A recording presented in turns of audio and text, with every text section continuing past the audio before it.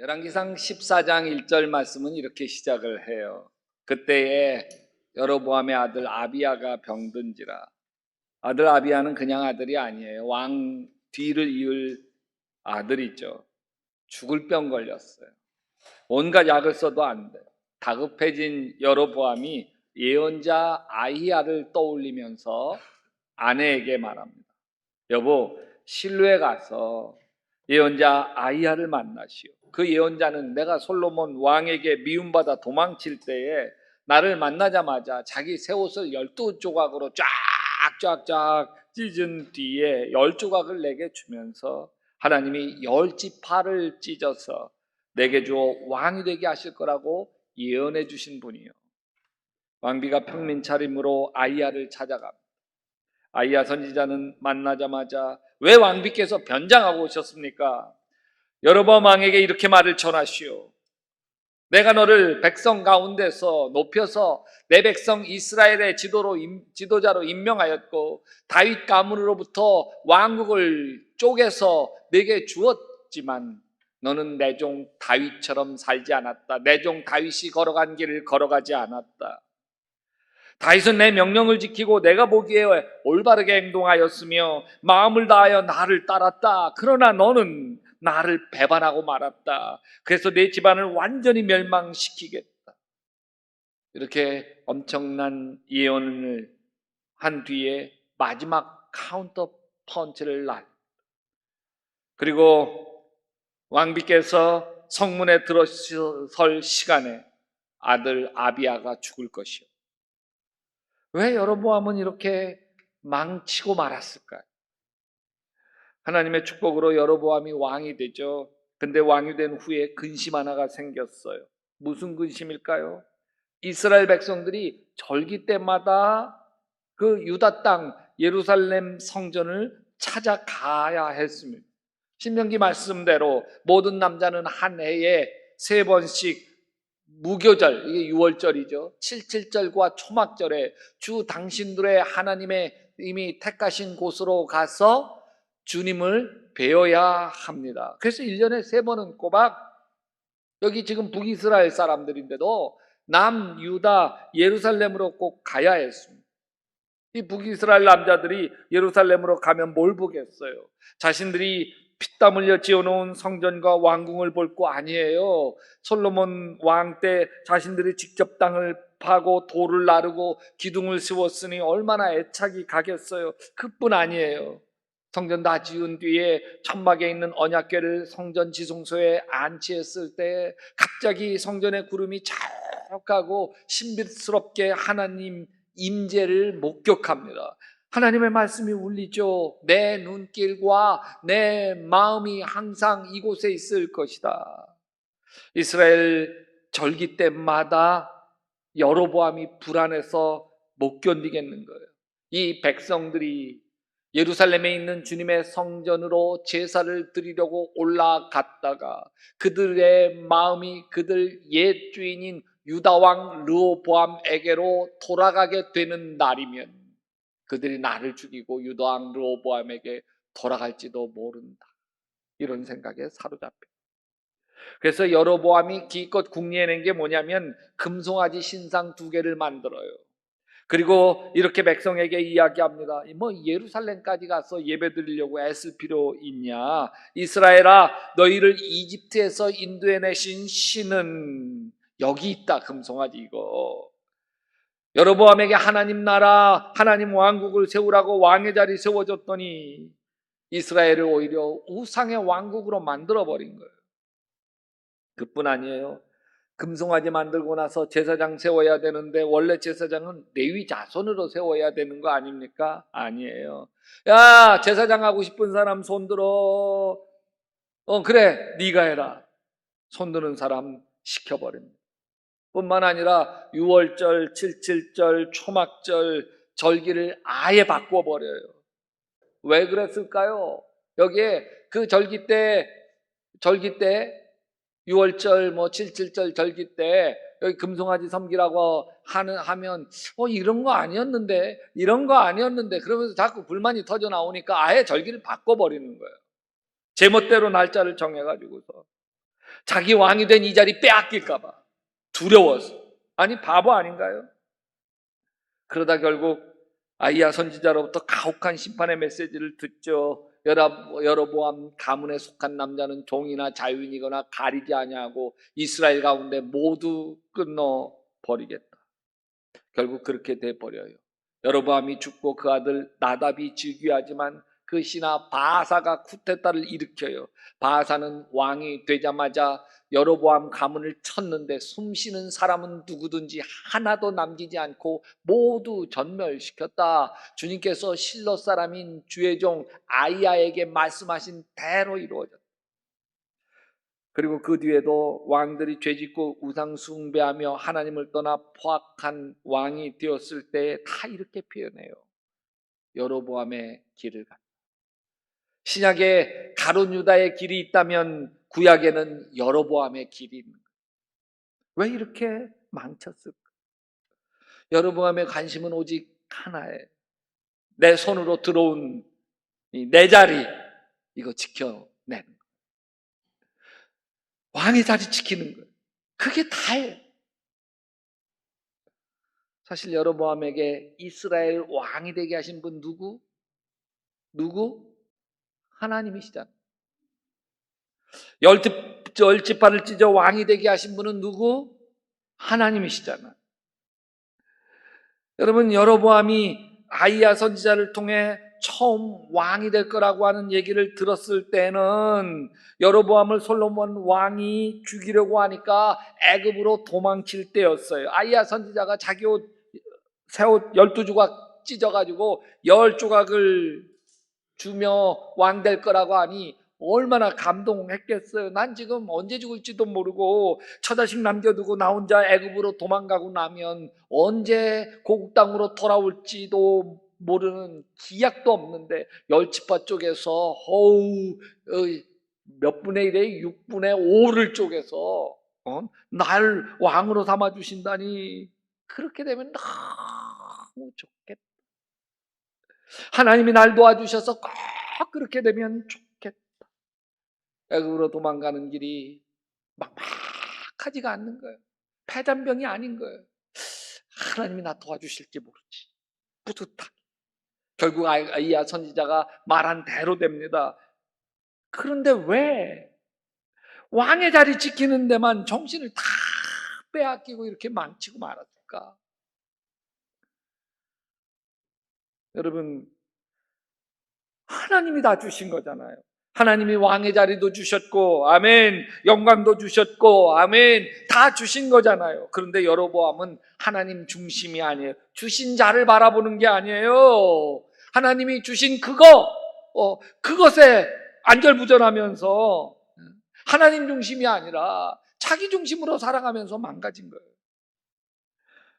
여러분, 근데 우리가 여로보암을 비난만 할 수 없는 이유는 우리 안에도 여로보암의 모습이 있어요. 사실 하나님이 우리에게 다 주신 거잖아요. 우리의 인생 누가 주셨어요? 하나님. 우리의 건강 누가 주셨어요? 하나님. 우리의 자녀 누가 주셨어요? 하나님. 우리의 가정 누가 허락하셨어요? 하나님. 다 하나님이 주셨잖아요. 그런데 우리가 받은 거 이거 어떻게 될까 봐 여로보암처럼 전전긍긍하며 살고 있지 않나요? 이걸 예수님이 이렇게 이야기해요. 야, 하늘에 있는 새를 봐라. 새 심지도 않고 거두지도 않고 창고에 걷어들여 쌓지도 않지만 하늘에 계신 너희 아버지께서 새들 먹이시지 않느냐. 너희는 새들보다 훨씬 더 귀한데 말이야. 너희 중에 누가 걱정해서 자기 수명을 조금이라도 연장할 수 있느냐. 야, 너희는 왜 옷에 대해서 걱정하느냐. 들에 피는 백합꽃이 어떻게 자라는가 생각해 보아라. 백합은 수고도 하지 않고 옷감을 짜지도 않는다. 그러나 온갖 영화를 누린 솔로몬도 이 꽃 하나만에 견줄 만큼 아름다운 옷을 입어본 적이 없다. 오늘 있다가 아궁이에 들어갈 들풀도 하나님께서 이와 같이 입히시거늘 하물며, 같이 읽어봅시다. 시작. 하물며 너희들을 입히지 않겠느냐. 믿음이 적은 자들아, 믿음이 조그만 자들아. 그러므로 무엇을 먹을까, 무엇을 입을까, 무엇을 마실까 걱정하지 마라. 여러분, 염려하고 걱정하며 살아가고 있습니까?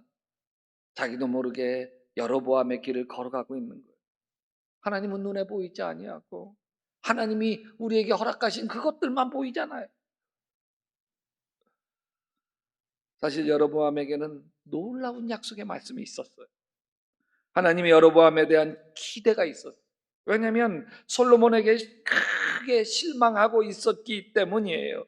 솔로몬은 아버지 다윗의 길을 걸어가지 않아요. 하나님 따르지 않아요. 그래서 하나님이 대신 여로보암을 선택한 거죠. 엘리 제사장의 아들들이 신통치 않고 막 이러니까 사무엘을 대신 선택해서 하나님께서 일하신 것처럼 사울왕이 제멋대로 해버리니까 다윗을 선택하신 것처럼 솔로몬이 제멋대로 해버리니까 여로보암을 선택한 거예요. 여러분, 여로보암은 솔로몬의 신하였어요. 솔로몬에게 백성들의 불만이 높아지자 백성들 편에 서서 반기를 들기 시작해요. 그러니까 솔로몬 눈 밖에 여로보암이 났고 애굽으로 도망을 가야 했습니다. 그 도망가는 길에 아이야 선지자 만나서 10조각을 받을 때 하나님의 말씀을 이렇게 받아요. 여로보암아, 내가 너를 이스라엘 왕으로 삼겠다. 너는 내가 원하는 모든 지역을 다스릴 거다. 내가 나의 종 다윗 한 것과 같이 내가 명령하는 모든 걸 따르고 내가 가르치신 대로 살며 내 율례와 명령을 지켜서 내가 보는 앞에서 바르게 살면 내가 너와 함께 있을 것이며 내가 다윗 왕조를 견고하게 세운 것 같이 내 왕조도 견고하게 세워서 이스라엘을 너에게 맡기겠다. 다윗에게 한 약속의 말씀과 똑같은 말씀을 해주신 거예요. 하나님이 약속하신 말씀을 중심으로 살면 반드시 다윗처럼 축복해 주시겠다고 약속하신 거예요. 얼마나 놀라워요. 여러분, 사무엘하에서 다윗이 받은 약속은 이거예요. 다윗아, 나는 네가 어디로 가든지 언제나 너와 함께 있어 내 모든 원수를 내 앞에서 물리쳐 주었다. 나는 이제 내 이름을 세상에서 위대한 사람들의 이름과 같이 빛나게 해 주겠다. 하나님은 여로보암을 다윗처럼 축복해 주고 싶었어요. 그런데 참 바보같이 다윗이 간 길과는 정반대의 길을 걸어가고 말았어요. 그 못된 길이 무슨 길인지 아세요? 여로보암의 길이에요. 열왕기상에서 못된 왕들을 평가할 때 어떻게 말한다고요? 여로보암의 길. 오늘 말씀에서도 바하사가 여호와 보시기에 악을 행하되 여로보암의 길을 행하여 그가 이스라엘에게 범하게 한 그 죄 중에 행하였더라. 여러분, 예수님은 이렇게 이야기하세요. 너희는 먼저 하나님의 나라와 하나님의 의를 구하라. 그러면 이 모든 걸 너에게 더하여 주실 것이다. 하나님 중심으로 살면 하나님이 먹여주시고 아멘, 입혀주시고 아멘, 채워주신다는 거예요. 그렇게 살았던 사람이 다윗이죠. 다윗의 인생의 시련은 어처구니 없게도 여인들의 노랫소리 때문이었어. 사울은 천천히요, 다윗은 만만이라. 사울왕이 노랫소리를 듣고 화가 치밀었어요.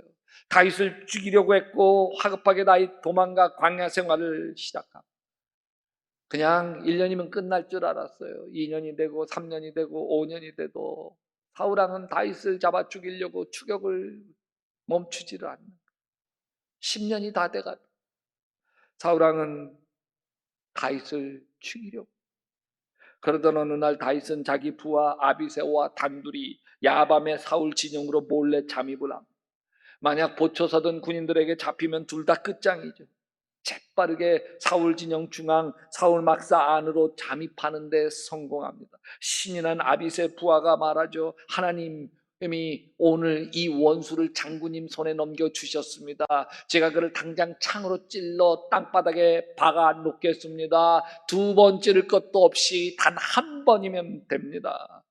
사울왕 죽이면 10년 지긋지긋 광야 생활 끝나는 고생 끝 행복 시작이에요. 그런데 다윗이 아빗의 부하를 말립니다. 너는 죽여서는 안 된다. 그를 죽여서는 안 된다. 그 어느 누구든지 주님께서 기름 부어 세운 자를 죽였다가는 벌을 면하지 못한다. 아빗의 입장에서는 만 미치고 환장할 노릇이에요. 그러면 왜 목숨 걸고 여기까지 왔어요? 기껏 사울왕의 창과 물병 훔치려고 여기까지 왔어요. 목숨 걸고. 근데 다윗이 단호해요. 주님께서 확실히 살아 계심을 두고 말하지만 주님께서 사울을 치시든지 죽을 날이 되어 죽든지 또는 전쟁에 나갔다가 죽게 하시든지 주님이 알아서 하실 거다. 다윗은 하나님을 바라봐. 자기 중심이 아니에요. 하나님이 하시도록 하나님께 다 맡겨요. 왜 그게 가능했을까? 다윗은 하나님의 약속을 믿었어요. 뭘 믿었어요? 약속을 믿었어요. 사무엘 선지자가 와서 아직 청소년일 뿐이었던 자기 자신에게 머리에 기름을 부으며 다윗에게 기름을 부었다. 그러자 주님의 영이 그날부터 계속 다윗을 감동시켰다. 내가 장차 이스라엘의 왕이 될 사람이다. 하나님의 약속은 변하지 않는다. 반드시 이루어질 것이다. 다윗은 하나님의 영이 마음 안에 감동하기 시작하면서 약속의 말씀을 붙들어 하나님 살아계시지. 아멘. 살아계신 하나님이 나를 사랑하시지. 아멘. 나를 사랑하신 하나님 반드시 나 잘되게 하실 거야. 하나님 약속 지키실 거야. 아멘. 광야 10년 피 말리는 도망자로 살아야 했지만 다윗은 하나님을 포기하지 않아요. 물론 다윗이 다 잘한 게 아니에요. 열왕기상 15장에도 보면 다윗은 주님께 보시기에 올바르게 살았다. 다 아니에요. 햇사람 우리아의 사건 말고는 그 생애 동안에 주님의 명령을 어긴 일이 없었다. 다윗의 치명적인 실수가 우리아 사건.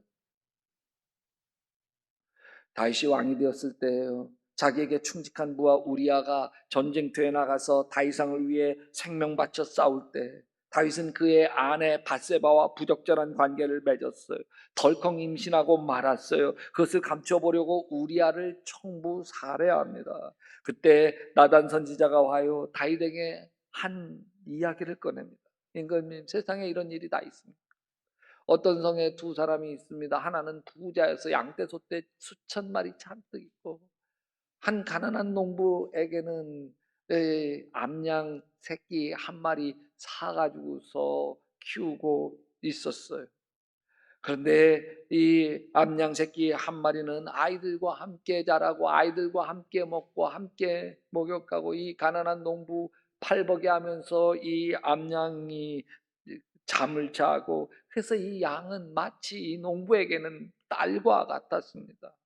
그런데 어떤 나그네가 부자를 찾아왔습니다. 부자는 나그네에게 음식을 대접하고 싶었습니다. 그러나 부자는 자기의 양이나 소를 잡는 게 아깝다는 생각이 들었어요. 그래서 가난한 사람의 양을 강제로 빼앗아 버렸어요. 그래서 그 양을 잡아서 나그네를 위하여 음식을 만들었습니다. 그 이야기를 들은 다윗이 벌떡 일어나더니 노발대발 그 부자에 대해서 내가 살아계신 여호와께 맹세하지만 그 일을 한 그 부자는 반드시 죽어야 한다. 바로 그때 나단 선지자가 다윗 왕을 똑바로 쳐다보며 단호하게 말합니다. 임금님이 바로 그 사람입니다. 바로 그 사람입니다. 나는 이 순간이 다윗의 절대절명의 선택의 기로였다고 봐. 이런 나단 선지자의 목을 확 베어버릴까 말까.